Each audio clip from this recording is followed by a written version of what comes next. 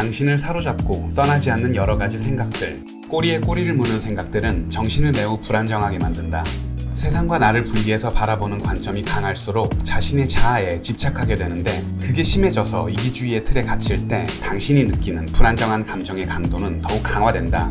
명상의 목적 가운데 하나는 자아에 집착하는 사고의 틀을 깨트리고 정신적인 구상들이 무한한 자유의 공간으로 사라지게 하는 데 있다.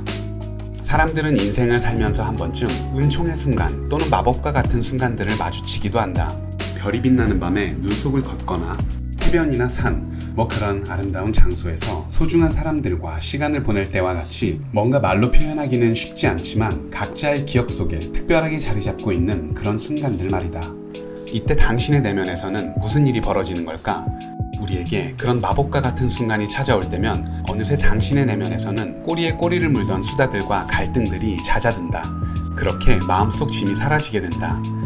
내면의 갈등이 사라지며 점차 당신은 세상과 당신이 분리되어 있다는 분리감이 아닌 당신과 다른 모든 것들과의 상호 의존성을, 그러니까 당신과 세계가 연결되어 있다는 느낌을 의식적 혹은 무의식적으로 더 민감하게 느끼게 된다.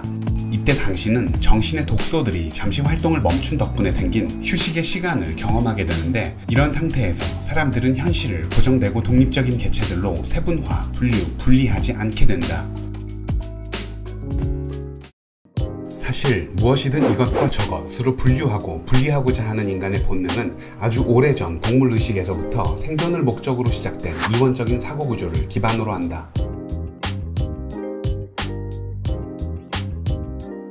그것은 오랜 세월을 걸쳐 마침내 현생 인류종인 호모사피엔스에 이르기까지 진화하게 됐는데, 호모사피엔스에서는 오래된 동물 뇌에 인간의 뇌라고 불리우는 전전두피질이 추가되어 선형적이고 개념적인 사고 능력을 추가로 제공했다. 그렇게 마침내 인간은 동물로부터 물려받고 발달시킨 이원성을 기반으로 실제로는 존재하지 않는 어떤 대상들을 개념적 이분법을 통해 더 세분화된 개념으로 나눠 분리하고 분류하고 판단하고 심판하는 능력을 갖게 됐다. 마음은 처음에는 그렇게 동물 의식으로부터 물려받은 애고를 통해 이원성이라는 동물 본능을 보다 고급스럽고 세련되게 표현하기 위한 도구로서 사용되기 시작했다. 잠시 마음의 구조에 대해 살펴보자. 마음을 어떤 소프트웨어든 설치할 수 있는 컴퓨터 하드웨어라고 할 수 있다면, 소프트웨어는 상속받는 영향력을 포함하여 당신의 의식에 설치되는 사회적 프로그래밍을 나타낸다고 할 수 있다. 안타까운 점은 이 하드웨어는 설치되는 소프트웨어가 올바른지 그른지 구별하거나 선택할 수 있는 수단이 없어서 아무 소프트웨어가 설치되고 실행돼도 스스로 그것을 막을 수 있는 방어 수단이 없다는 것인데, 이런 문제가 발생하는 이유는 인간의 정신에는 진실과 거짓을 식별할 수 있는 능력이 애초에 존재하지 않기 때문이다. 인간은 뿌리 깊게 자리 잡은 본능인 이원성, 이원적 관점 때문에 실제하고는 전혀 무관한 신념 체계와 추정의 산물만 만들어낼 뿐이다. 아니, 그런데 설령 진짜 그렇다 치더라도 어쨌든 나는 내 몸이고, 그렇다면 내 몸이 아닌 내 몸 밖의 저 세계와 나는 눈에 보이는 것처럼 당연히 분리되어 있다라는 이 당연한 얘기에도 오류가 있을 수 있다는 걸까? 현대 과학은 그렇다고 말한다. 이것을 일으키는 저것이라는 인과율에 기반한 뉴턴 물리학은 근대 과학을 지배했으나, 물질의 본질을 이루는 미립자 수준을 다루는 양자역학이 세상에 등장한 이후에 관찰자와 관찰 대상 사이에 실제적인 분리는 없다는 것이 증명됐다. 그렇게 우주의 모든 것은 다른 모든 것에 미묘하게 의존한다는 점이 입증되며 과학 분야에도 패러다임의 전환이 요구됐다. 우리가 살아가는 실상에서 이것을 일으키는 저것은 없다. 모든 것은 자동으로 또 동시적으로 일어난다. 당신의 지각은 실제로는 눈앞에서 펼쳐지는 연쇄작용을 바라볼 뿐이다.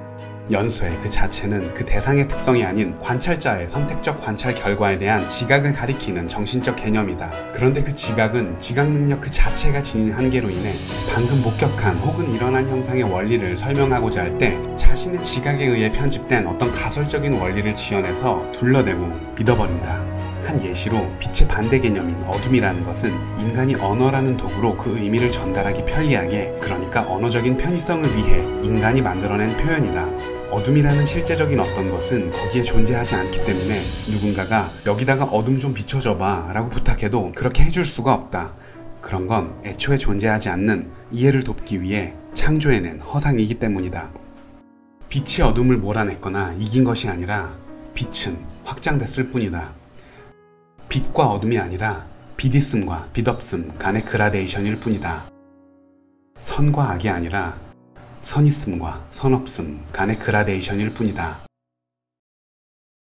이렇듯 인과관계라는 것은 엄밀히 말하면 정신작용이고 생각의 산물일 뿐이지 실체를 다루는 것은 아니라는 것을 각성하기 위해서는 의식의 도약이 필요하다. 그런 의식의 도약으로 당신은 마법 같은 은총의 순간을 한두 번 경험하는 데 그치지 않고 진정한 행복이라고 부를 수 있는 지속적인 평온 안에 이르게 된다. 그때 당신은 깊은 만족감의 상태를 경험하고 당신의 불안정한 감정들은 점점 강한 확신으로 바뀌게 된다. 어떤 확신이냐면 앞으로 닥쳐올 수 있는 하지만 예측할 수 없는 인생의 많은 우여곡절들 앞에서도 무너지지 않고 흔들리지 않고 나름 최적의 대응을 해나갈 수 있겠다는 사실에 대한 확신이다. 우리가 명상을 통해 더욱 개발할 수 있는 우리 내면의 자질인 초연함이라는 것은 에너지가 결여된 상태인 무관심과는 다르다. 초연함은 바람 부는 골짜기의 강인한 잡초처럼 우리가 칭찬과 비난, 득과 실, 편안함과 불편함 등의 바람이 부는 대로 이리저리 흔들리지 않게 해준다. 우리는 늘 깊은 내면의 평화에 이를 수 있다. 그렇게 되면 수면에 일렁이는 파도가 더 이상 이전보다 위협적으로 보이지 않게 된다.